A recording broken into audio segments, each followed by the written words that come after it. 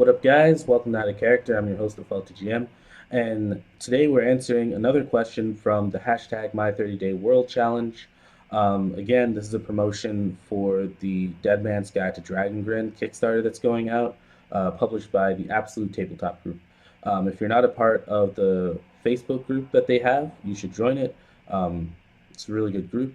I will leave the link to the Kickstarter and to the image down below.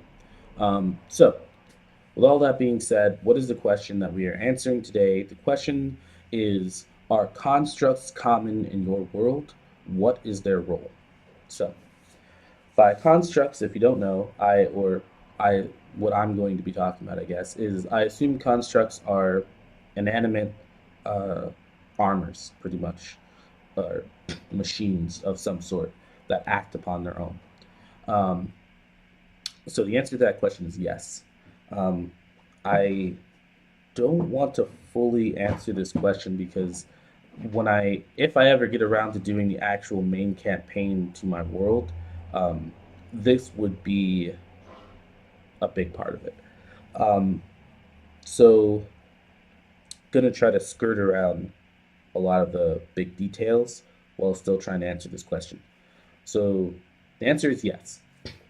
Constructs are a part of my world. Um, and just a brief history of it.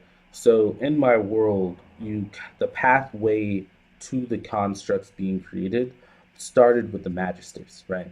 So magisters are human like mechs, pretty much. They're these fantastical mechs that are powered by mana stones that humans can get into and amplifies their magical connection and makes them extremely powerful, pretty much magical tanks.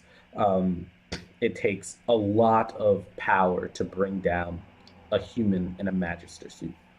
Um, but when the empire fell, right, you had a bunch of new magisters being built, being created, new processes, and this goes into the magical industrial revolution that's going on right now.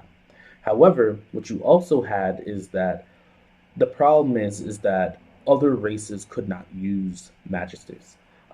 Magisters are specifically built for humans, so not only could they just not generally fit into a magister suit, um, but the magister suit itself didn't work with other races' physiology. Um, the other races, I've said this before, but their magic is tied to their god, so they can only use a very specific type of magic. The magisters pretty much just send raw magic into the person, and because of humans' very unique connection to magic itself, they can utilize that to use any magic itself. So humans are pretty much the only species that can handle pure magic, where everybody else needs to convert that magical energy into a specific type of energy. Humans can use that and convert it to whatever they want. They can turn it into uh, like healing magic or this magic or that magic. They can do whatever they want with it. Where other species can only use very specific types of magic. In order for them to use other types of magic, they have to work really, really, really hard at it.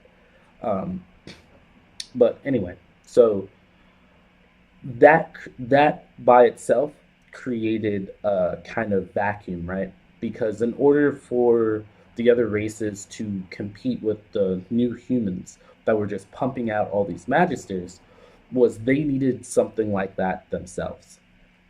So their idea was to create magisters that didn't have to be piloted by anybody.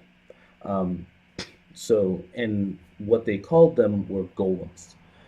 So they wanted to create these golems um, that would pretty much be magisters that weren't actually piloted by anybody and that could fight on their behalf. So think like a drone type war, right? They could create all these, like they could just keep making magisters, and they could send those guys out, and they would have an unstoppable army. The problem is that for one reason or another, it didn't go as planned, and so now you have these unarmed magisters that have no master, that are not being controlled, and that are pretty much killing everyone. Um, and that's a really big deal on the continent. Now, uh, how many are there? Right, that's pretty much the big question. How much of a threat are these golems. If you come across a golem in this world, it's not a good day. Especially if you don't have a magister. If you have a magister and you come across one golem, probably not a big deal. If you come across a group of golems and you're the only person in magister, probably not a good day. Um, but yeah, so having a magister against golems is probably the best thing. If you're like a female Scythian, you probably might be able to do something. It also depends on the type of golem. Um, but how many are there in this world? The number is not necessarily known. It's still kind of a small thing, so you hear whispers of unarmed magisters roaming, right? But nobody is real. Like there's just bigger things happening, and communication between city states and kingdoms is so limited and so chaotic that it's hard to tell where they are, where they're going, what they're doing, so on and so forth. Um, so eventually, I'll be getting around to making a campaign, and I think I want the golems to be a part of that campaign, like what's going on with them. So that pretty much answers that question, I hope. So let me know what you guys think. Um, are constructs common in your world, and what is their role? Um, and yeah, so check out the links below if you haven't already. I will catch you guys later. This has been Out of Character. I'm your host, Faulty GM. Peace.